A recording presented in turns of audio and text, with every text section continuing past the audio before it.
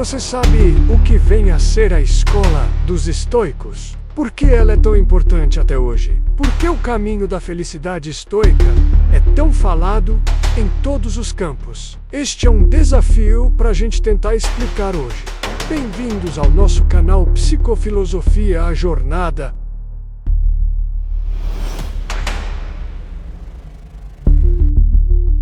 Aqui, cada reflexão é um passo para dentro de ti mesmo, onde a psicologia encontra a filosofia para transformar pensamentos em consciência e consciência em ação. Prepara-te para questionar o mundo e, principalmente, questionar-te a ti. O estoicismo, uma filosofia de origem grega, foi típica do chamado período helenístico.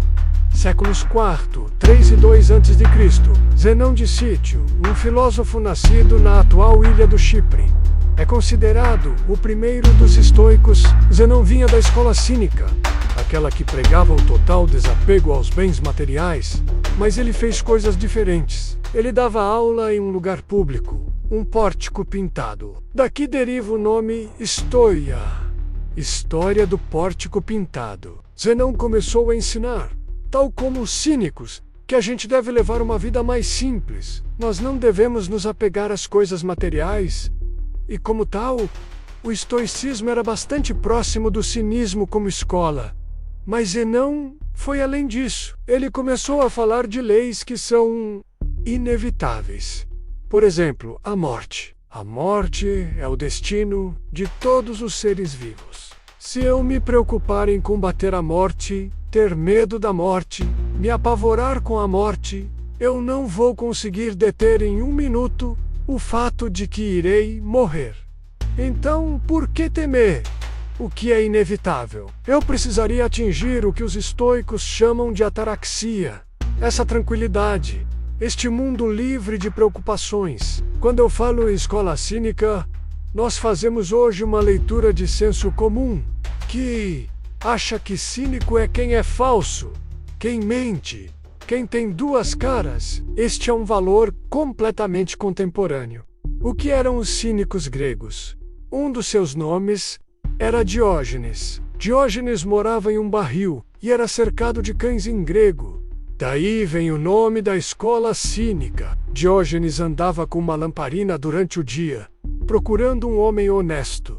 Diógenes não queria mais nada. Ele se afastava por completo dos desejos do mundo. Dizem até que, quando Alexandre, o Grande, disse a ele que podia dar qualquer coisa, Diógenes disse: "Eu quero uma coisa, que você saia da frente do sol, que eu estou pedindo para o sol entrar aqui no meu barril." Era a única coisa que ele queria do homem mais poderoso da sua época.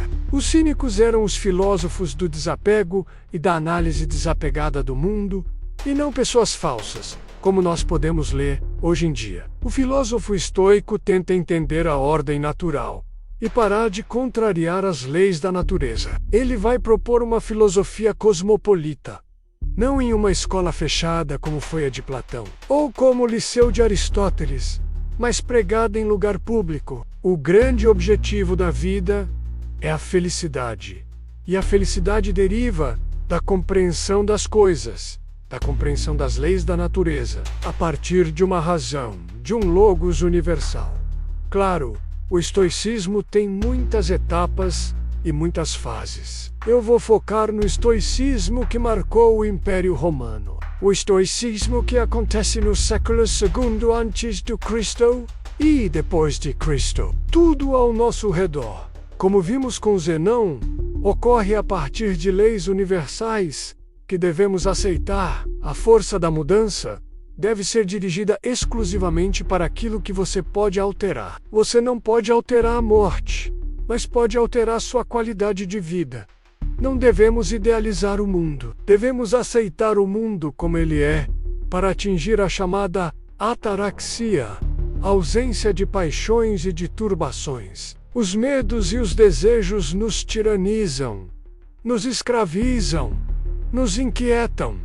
Nós devemos, de fato, evitar medos e desejos. Tudo que é externo ao ser é irrelevante. Eu devo trabalhar a minha tranquilidade interna, a apatia. O estoicismo tem um princípio de resignação diante das coisas, que o cristianismo gostou muito. Não é à toa que os cristãos antigos preservaram tantos textos estoicos, porque viram, na sua leitura do estoicismo, uma espécie de raiz do próprio cristianismo. Por isso, existe também um estoicismo adaptado e até um pouco mudado pelos cristãos. Até hoje, o estoicismo continua sendo adaptado por pessoas diferentes, que até saem um pouco da tradição grega e falam de um estoicismo no mundo líquido, de um estoicismo empreendedor que vai buscar as leis do mercado e assim por diante. Mas eu estou aqui preocupado com o estoicismo, especialmente aquele que se difundiu na época do Império Romano,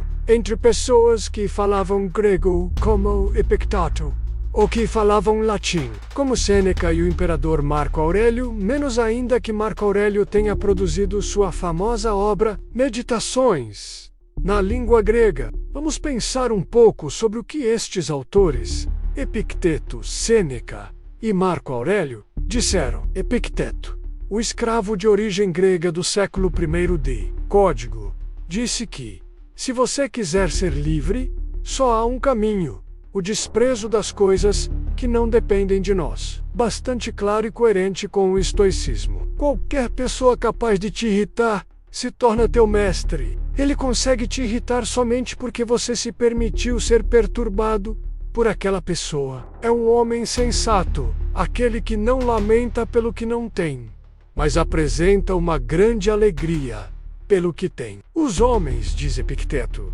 são ouvidos e perturbados não pelas coisas, mas pelas opiniões que eles têm delas. Segundo Epicteto, que limita a opinião, ele determinou se aquilo vai ou não me perturbar. Em Sêneca, o famoso educador de Nero, toda crueldade surge da fraqueza. Toda crueldade apresentada por alguém demonstra algum tipo de fraqueza. Quem se entrega a medos vazios, diz Sêneca, menos olha que coisa interessante, menos acaba ganhando medos reais. Um homem, diz o professor de Nero, é tão miserável quanto ele imagina que seja.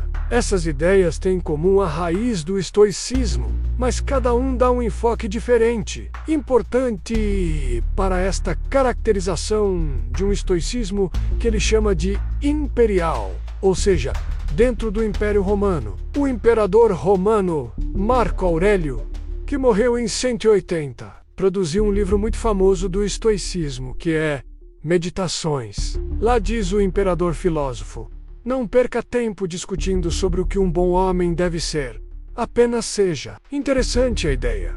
Importante é a ação, e não a defesa da bondade, diz o imperador. Pratica cada um dos teus atos como se fosse o último da tua vida. E finalmente acrescenta o pensador: a alma é tingida com a cor de seus pensamentos. Então, o controle que eu tenha sobre mim, o controle sobre o efeito das coisas do mundo sobre mim, o controle que eu tenha sobre a minha raiva. Sêneca escreve um livro específico, dizendo que a raiva é uma perturbação extraordinária e que deve ser evitada a qualquer custo. Eu, como estoico, devo pensar que sou soberano daquilo que posso mudar, que posso cultivar minha cabeça com pensamentos bons, que não preciso me abalar com o mundo. E, se algo me tirar a vida, estava inserido dentro de uma ordem absolutamente natural, e nada vai alterar o universo. Devo me concentrar naquilo que eu possa mudar. Eu devo me concentrar no cultivo das virtudes, da felicidade, da virtude,